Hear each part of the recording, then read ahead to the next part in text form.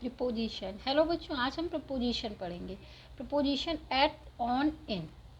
Eight denotes definite point of time और an indefinite period of time. At जो है वो एक डिफिनिट पॉइंट ऑफ टाइम मतलब एक निश्चित समय के लिए यूज करते हैं, जैसे एट मिडनाइट। और इंडिफिनिट पीरियड ये पीरियड ऑफ टाइम के लिए, जैसे at dawn. On used with days and dates. On means at the right time. अगर टाइम की बात करें तो ऑन को सिर्फ हम राइट टाइम के लिए यूज कर सकते हैं, और बाकी हम डेट और डेज के लिए यूज कर सकते हैं। For example on Monday, on 6 December. In used with parts of the day, month, year. इनको हम day, month, year, season in सब के साथ में यूज करते हैं। For example in the morning, in summer.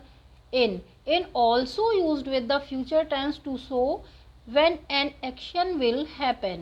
in means early enough. इनको हम फ्यूचर टेंस में भी यूज करते हैं। ये वहाँ पर शो करने के लिए यूज होता है कि एन एक्शन विल हैपन, कि ये एक्शन जो है वो कब होगा, इसको शो करने के लिए। फॉर एग्जाम्पल इन 2 आवर्स, या कोई वर्क है तो हमारा वो 2 घंटों में होगा तो हम इन लगाएंगे इन 2 आवर्स या in a few minutes. Within used before the end of, in used at the end of.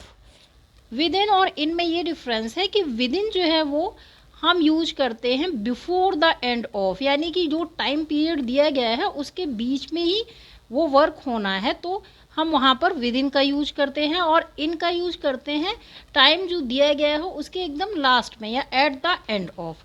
For example I will be back in a week. यहाँ पर हमने इन लगाया है, इसका मीनिंग यहाँ पर आएगा when a week is over, यानी जब वीक खत्म होता है तब मैं आऊँगा। और I will be back within a week before a week is over. Within का मीन्स है कि जब हमारा जो वीक है वो खत्म होगा नहीं, उसके बीच में कभी भी, खत्म होने के पहले ही वापस आ जाऊँगा। यहाँ कुछ एग्जाम्पल्स हैं प्रीपोजिशन के। The food is on the table. On is used for surface year. यहाँ पर ऑन का यूज हमने करा है सरफेस के रेफरेंस में, कि फूड जो है वो कहाँ है, टेबल की सरफेस पर। The plane did not leave on time. On का यूज हम टाइम के लिए भी करते हैं, राइट टाइम के लिए। प्लेन क्या है, did not leave on time, right time के लिए, एग्जैक्ट टाइम के लिए। She was born in 2010।